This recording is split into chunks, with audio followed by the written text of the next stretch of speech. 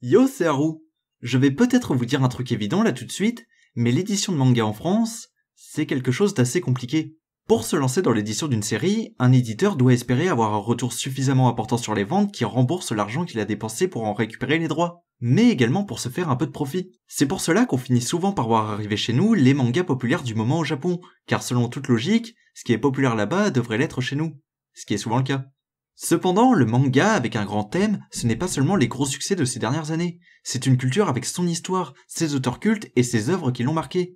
Cependant, ce n'est pas parce qu'une œuvre est culte qu'elle va forcément marcher auprès du public. Une grande partie des fans de manga voient cela principalement comme un divertissement sans prendre conscience de son aspect culturel. Néanmoins, au fil des années, des fans ont commencé à s'intéresser à cette facette du manga et ont voulu voir arriver dans nos pays ces œuvres qui ne sont pas de première jeunesse, mais qui ont marqué l'histoire de leurs médias. C'est alors que sont apparus des éditeurs qui se sont spécialisés dans ces œuvres, n'hésitant pas à aller chercher de vieux mangas dont certains Européens n'ont jamais entendu parler. C'est le cas des éditions Black Box qui s'est lancé pour projet d'éditer un maximum de mangas de l'auteur mythique, Go Nagai. Et si tu ne sais pas qui est Go Nagai, ce serait trop long de t'expliquer qui il est en détail. Je te dirai alors seulement qu'il est l'auteur de séries ayant radicalement bousculé ce qu'était le manga dès la fin des années 60. Mais dans notre francophonie, on le connaît notamment pour être l'auteur d'un manga et animé culte de genre super robot, à savoir Goldorak. Et en parlant de ce dernier, Black Box s'est lancé dans l'édition des mangas de sa saga Mazinger, saga dont est tiré Goldorak. Dès 2015, on a pu retrouver différents mangas de cette licence dans nos librairies. Cependant, la saga Mazinger étant particulièrement vaste, elle compte en plus des mangas plusieurs animés et films, je ne pourrais pas vous parler de tout dans les moindres détails. D'autant plus que dans cette émission, on parle avant tout de mangas édités chez nous. Donc pourquoi ne pas seulement vous donner un avant-goût de cette licence en vous parlant du premier manga de l'œuvre Mazinger, à savoir Mazinger Z, un manga donc de Go Nagai sorti en 1972 au Japon et disponible chez nous depuis 2016 en 6 tomes aux éditions Black Box.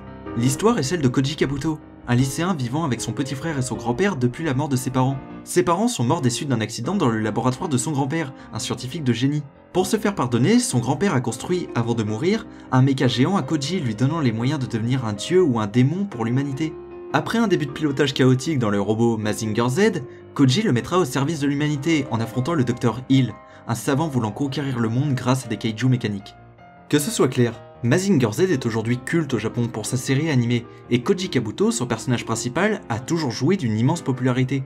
La question est alors de savoir, est-ce que le manga à l'origine de cette série est aussi bon ? Bah... ouais. Mazinger Z, c'est un manga qui, aujourd'hui, peut paraître kitsch par plusieurs aspects. C'est tout de même l'histoire d'un robot géant qui combat des monstres mécaniques. Donc si en écoutant le résumé tu t'es mis à penser que le manga est dépassé aujourd'hui, bah sache que tu n'as pas totalement tort. Cependant, ça ne rend pas sa lecture désagréable pour autant. Car Mazinger Z est un manga précurseur de son genre. Koji, le personnage principal, est de base un garçon tout ce qu'il y a de plus normal, qui se retrouve du jour au lendemain doté de l'arme la plus puissante au monde, Mazinger Z. Celui-ci va vite accepter toute la responsabilité qu'implique la possession d'une telle arme, combattre les ennemis de l'humanité, et se porter garant des actions de ce robot. Le personnage en lui-même n'est pas d'une complexité incroyable, c'est un héros qui va lutter pour le bien des hommes et qui va comprendre l'horreur des combats au cours de ses affrontements, mais il est également un personnage plaisant à suivre dans sa vie quotidienne. Alors, loin de son premier niveau de lecture assez simpliste, c'est la façon dont Mazinger Z nous raconte son histoire qui est vraiment intéressante. Le récit est loin d'être gentil, le manga est visuellement violent, il n'hésite pas à montrer l'horreur des différents affrontements auxquels fera face Koji par un dessin ne faisant pas dans la subtilité. Et l'horreur de ces combats est servie par un univers barré qui embrasse totalement le genre du super robot. Mais c'est quoi le super robot ? Le super robot est un des deux courants principaux du genre mecha. Contrairement au real robot arrivé après qui essaye de coller au maximum à la réalité, le super robot se veut plus délirant, plus cartoonesque, et par conséquent, plus excentrique. Les différents adversaires de Koji auront chacun un style unique, autant sur leur apparence que dans leur technique de combat. Cela permet au manga d'une part de se trouver une identité sur la forme, mais également de mettre en scène des combats aux chorégraphies toutes plus barrées les unes que les autres, servis par des dessins nerveux utilisant différentes techniques. Des plans montrant la monstruosité des mechas à des sauts désinvoltes, c'est superbe.